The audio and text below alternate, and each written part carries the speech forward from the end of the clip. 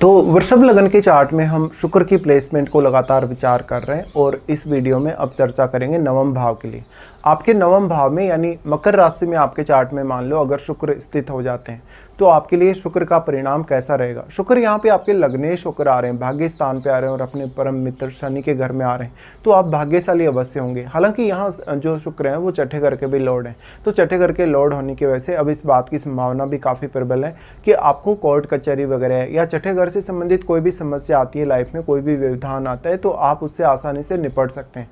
ऐसा शुक्र आपको बहुत ज़्यादा शालीन बनाता है, बहुत ही ज़्यादा व्यवहारिक और नैतिक बनाता है। साथ ही साथ यहाँ आध्यात्मिक रूप से भी आपका झुकाव दिखेगा और प्रॉपर आप अपनी लाइफ को अच्छे से जी पाएंगे।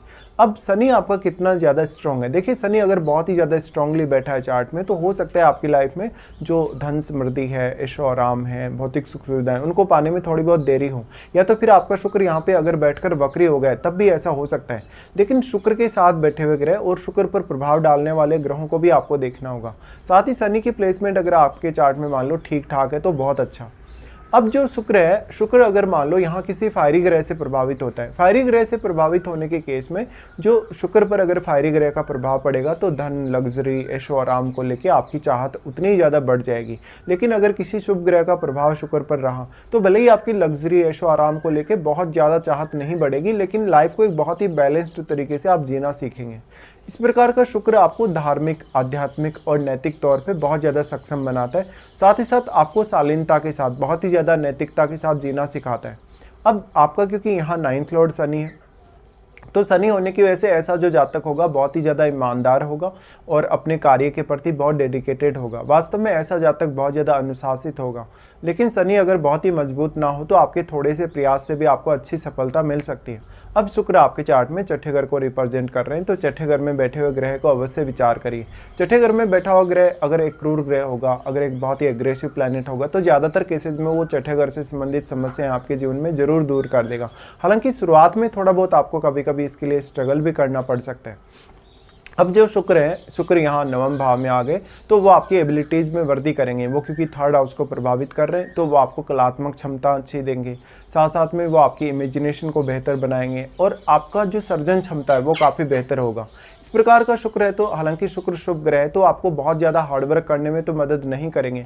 अगर आपका चंद्रमा मजबूत हो, अगर थर्ड हाउस में कोई बहुत एग्रेसिव प्लैनेट बैठा हो जैसे कि इवन सूर्य बैठा हो, तभी आपको सबसे ज़्यादा मदद मिल सकती है।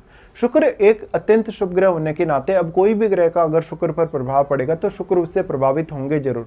अगर वो एक एग्रेसिव प्लैनेट है तो लाइफ में बहुत ज़्यादा हार्डवर्क करने, बहुत ज़्यादा रिस्क लेने की क्षमता भी आप में धीरे धीरे डेवलप हो जाएगी। इसके साथ साथ सबसे ज़्यादा इंपॉर्टेंट आपके लिए होगा शुक्र की महादशा। मान लो अगर आपकी शुक्र की 20 वर्ष की महादशा आपको जीवन में सही समय पे मिल जाती है तो फिर भी आप सही अच्छी प्रोग्रेस आप अपने जीवन में एक्सपेक्ट कर सकते हैं।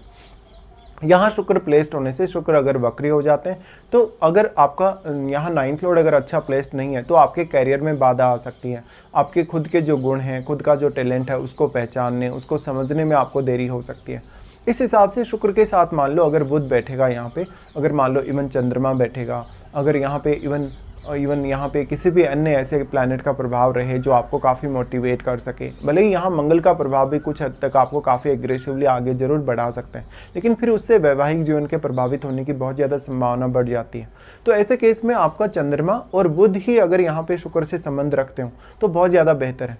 अब जो शुक्र है नवम भाव में चला गया तो क्योंकि वो जीवन साथी का भी रोल आपकी लाइफ में प्ले करेगा एक्चुअल में, ऐसे में आपको जो जीवन साथी मिलेगा बहुत ही ज़्यादा शालीन, बहुत ही ज़्यादा नैतिकता के पथ पे चलने वाला, एक बहुत ही ईमानदार और हार्डवर्किंग जीवन साथी आपको मिल सकता है। हालांकि वो थोड़ा कठोर हो सकता है, लाइफ में रूल रेगुलेशन को बहुत ज़्यादा फॉलो करने वाला जरूर हो सकता है। इस प्रकार की प्लेसमेंट की वजह से जीवन में घूमने फिरने के चांसेस आपको काफ़ी मिलेंगे। और मकर राशि में शुक्र के प्लेस्ड होते हुए इवन मैरिज से पहले भी आप कहीं भी जाएँ या मैरिज के बाद भी इवन, तो आपके लिए हार्डवर्किंग जो कहीं ना कहीं है आपकी लाइफ में, हार्डवर्किंग जो फेज आपकी लाइफ का रहेगा उसमें भी आपको शुक्र का काफ़ी सपोर्ट मिल पाएगा। लेकिन लाइफ में घूमने फिरने के जो भी मौके मिलेंगे उनको आप काफ़ी सीरियसली पूरा करेंगे वास्तव में, और आप इंटरटेनमेंट के लिए ना जाकर कहीं ना कहीं अपनी लाइफ को और बेहतर बनाने, अपने कैरियर को और बेहतर बनाने के लिए देखेंगे।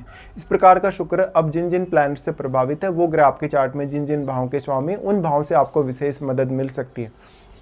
आपको उन रिश्तों से या उन भावों से रिलेटेड जो आपका टैलेंट है उसके माध्यम से भी मदद मिल सकती है। शुक्र का जो थर्ड हाउस पे प्रभाव है उसको आपको अब सर्वाधिक रूप से देखना पड़ेगा, क्योंकि चंद्रमा के घर पे यहाँ शुक्र अपनी दृष्टि डाल रहे हैं। तो अगर चंद्रमा बहुत ही अच्छे तरीके से प्लेस्ड है चार्ट में, या चंद्रमा इवन अगर थर्ड हाउस में ही प्लेस्ड है, तो शुक्र का प्रभाव आपके लिए और भी ज़्यादा अच्छा रह सकता है।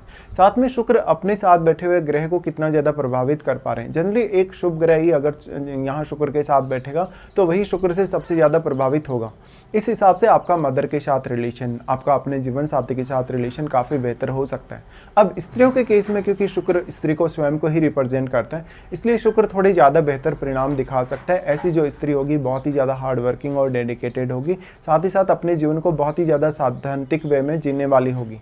अब शुक्र पर जिन जिन प्लैनेट्स का प्रभाव है, हो सकता है यहाँ राहु का प्रभाव हो, केतु का प्रभाव हो, इवन शनि का प्रभाव हो, तो कुछ दिक्कतें, कुछ बाधाएं भी आपके जीवन में जरूर हो सकती हैं। बट एक्चुअल में आपका जो सप्तमेश है वो तो मंगल है, तो मंगल की भी प्लेसमेंट आपको देखनी होगी शुक्र की प्लेसमेंट के साथ साथ, क्योंकि शुक्र मैरिज के लिए भी उतना ही इंपॉर्टेंट है। लेकिन आपके पार्टनर को आपके चार्ट में मंगल ही रिप्रेजेंट कर रहे हैं, इसलिए मंगल की पोजीशन आप अवश्य देखिए। साथ साथ में जब आप मैरिज पर विचार करते हैं तो सप्तम भाव में बैठा वगैरह, आपके लगन में बैठा वगैरह आपके लिए बहुत बड़ी भूमिका निभा सकता है।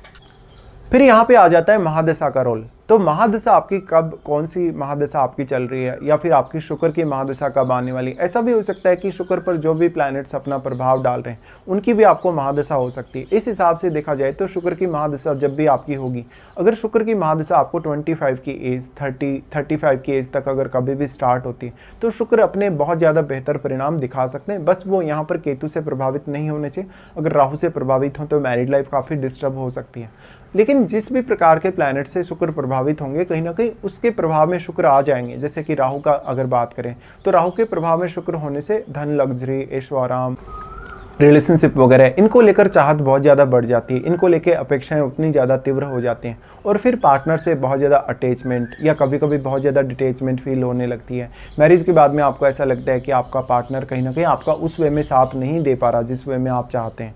ऐसे में आपका सप्तमेश जो है वो मंगल है, और सप्तम में आपके स्कॉर्पियो साइन है। स्कॉर्पियो साइन होते हुए जीवन साथी जो है, हो सकता है आप उसको बहुत जल्दी ना समझ पाएँ, उसके साथ आप थोड़ा समय स्पेंड करेंगे, थोड़ा सा टाइम अगर उसको एक्स्ट्रा देंगे, तभी आप उसको ज़्यादा बेहतर तरीके से जान पाएंगे।